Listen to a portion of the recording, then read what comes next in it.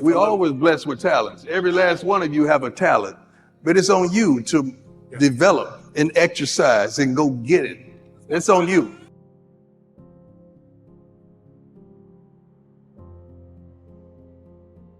That's not on mama, that's not on daddy, that's not on the friend, that's not on the homie, that's on you to go get it. So all of you got something inside of you that is just screaming to get out. And it's about time that you bring it out. I like work ethic and I like talent, but I also love character.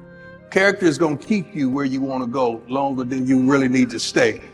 Work ethic is unbelievable, talent is as well, but sooner or later it's something that's inside of you just has to want it. You have to need it. You gotta go at it like it's that next breath that you gotta take, that nobody can stop you. And the closer you get to it, you're gonna have naysayers, you're gonna have doubters, you're gonna have people that's close to you, that even in the crib with your laying beside of you that don't believe in you. I know I stepped on somebody's toes right there, but it's okay. That's what I came here to do. But it's up to you to wipe the tears out your eyes and go get it. Because my motto when I was 7 years old is I believe. I got to Jackson State and I started saying I believe, and they thought it was something new. I've been believing for a long time and I'm not gonna ever stop. Now it's about time for you to look to that person next to you and say, I believe. I believe. I mean, you gotta feel it, you gotta embed it, you gotta embody it. Don't just say it with your neck all slanted. You gotta put your neck upright and say, I believe. I mean, I believe, that's right. Without a shadow of a doubt, you got to believe, you got to want it. Because everything you want is gonna be something in front of it that's gonna keep you away from it. So you're gonna have to fight. You're gonna have to roll your sleeves up. You're gonna have to put Vaseline on your face, ladies. Take your earrings off. Take your lace front off, baby. You're gonna have to go get it. You're gonna have to go get it. Because see, my top plays happened at practice when no one was looking.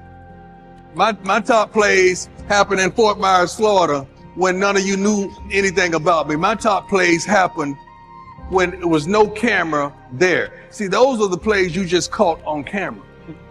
Those weren't my top plays because I practiced like I played, so when I played, it would be practice. So there's somebody out there right now, the light ain't on you, but keep making plays. Nobody's talking about you, but keep making plays. That's right. I know your sales numbers aren't where your friend is, but keep making plays. I know nobody's talking about you, and you're not on the leaderboard right now, but baby, keep making plays. I don't know what selfish is when you're playing a team sport.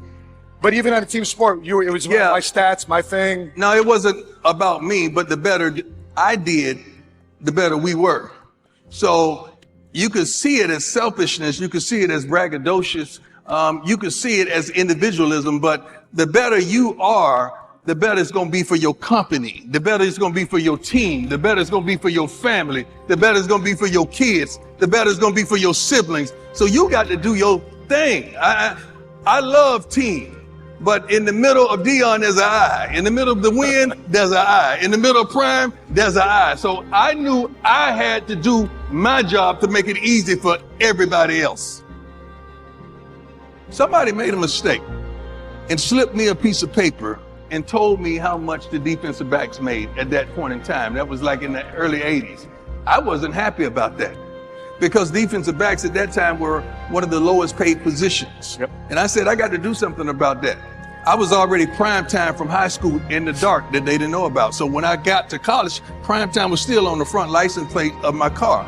So I took that image, I took that phrase, I took that and marketed the heck out of that. So whether you liked me or you hated me, you wanted to see me play good or bad, and I was prime time. So I practiced my quotes. What do you think about the interception? Well, you shouldn't have threw it. You knew better than that. I'm the best thing since peanut butter and jelly. I had already rehearsed that. I had already rehearsed that in the dark. What do you think about that punt return? I told him not to kick to me. You'll be better off going for it on fourth down. I had already rehearsed these quotes because I believe. We're going back to I believe. I believed in me so much. I knew I was going to make the play, but I just needed a package of marketability to put myself up there where no one was. And guess what? Old primetime Deion Sanders from the 239 from Fort Myers, Florida, never touched a set of foot in the NFL. And the day I walked in the NFL, I was the highest paid defensive back ever. You gotta understand what the combine is. It's where they test you. Sure. Where they poke at you. They tell you about your past and your history, and they do all kind of bench press tests and 40-yard dash and shuttle runs and all of that. And I went to that combine. Yeah. And should have let in that story. they had the bench press there, and I was engaged in a good conversation with one of my cohorts. And they kept saying, Sanders, Sanders. I looked at them, I said, no, I'm good. They said, well, you got to get up a bench. I say, well, I don't think Jerry Rice is going to lay across my hands and let him do like that. So I don't really need that. I'm good. Because I came there for one specific goal. That was run a 40-yard dash to allow them to know that I was what they thought I was. And when I ran it, I kept going and left the building because there was no more to talk about. So sooner or later, you got to bet on you. You believe in everybody else, you clap for everybody else, you support everybody else, you baking cakes and making cookies for everybody else. But when are you gonna look in the mirror and believe in the darn person you see? It's about time for you to believe in you because you got it. You got it. You just gotta bring that thing that's on the inside out. So when I went to the combine, I already knew what I had. It was just time for me to show the world. And that's what I did. Did you even look back to see what your time was? I didn't have to.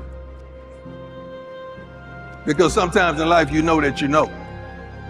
You don't have to look back and see what your sales are because you know what you know. You don't have to look back and see what your engagements are because you know what you know. You don't have to look back and see how effective you were because you know what you know. Sometimes you got to know what you know. They're going to call it cockiness. They're going to call it arrogance, but you're going to call it confidence. Because I don't want my confidence to, I'm going to say something and I want you to hold on to it. All right, get your cameras ready because this is game.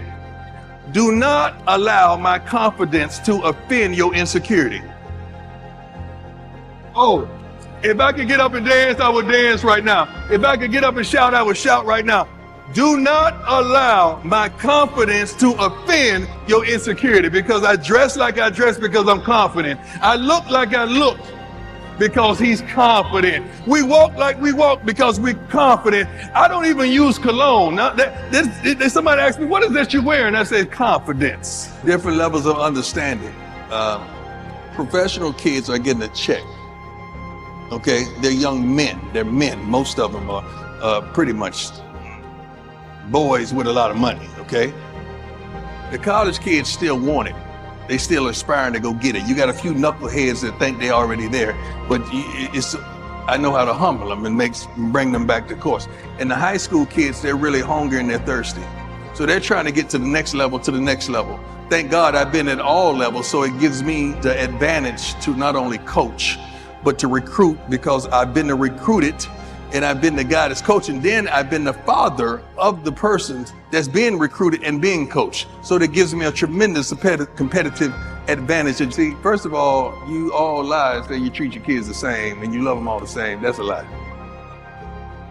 I got rankings. I rank my kids all the time. I 5. I ain't leaving none for you because you ain't gonna, I know I do that and I'm honest about it. See, this is our problem. And this may be some of your problems. I just told one of your guys this. See, a cat, he could come and go as he please. A cat is inside the house. A cat has a litter box. A cat has a food that's on timer. You crack they darn food off in cans and is really sophisticated. A cat is really taken care of. But the dog, he's outside tied up on a darn chain. You give him your leftovers, your scraps, what you don't want. Then every once in a while, you want to show off in front of company and you want him to be tough. Now, see, the thing about that, you can't expect that cat to be a dog in front of company. And that's our problems. So what I had to do with my kids, even though we was on the hill, I had to take them over yonder and put them in athletics and put them in schools so they understood how daddy came up and how daddy rose up. I know you still have on designer clothes, but you got to learn some of these things because you're going to need both. I like that privileged being, but I need that hood tendency.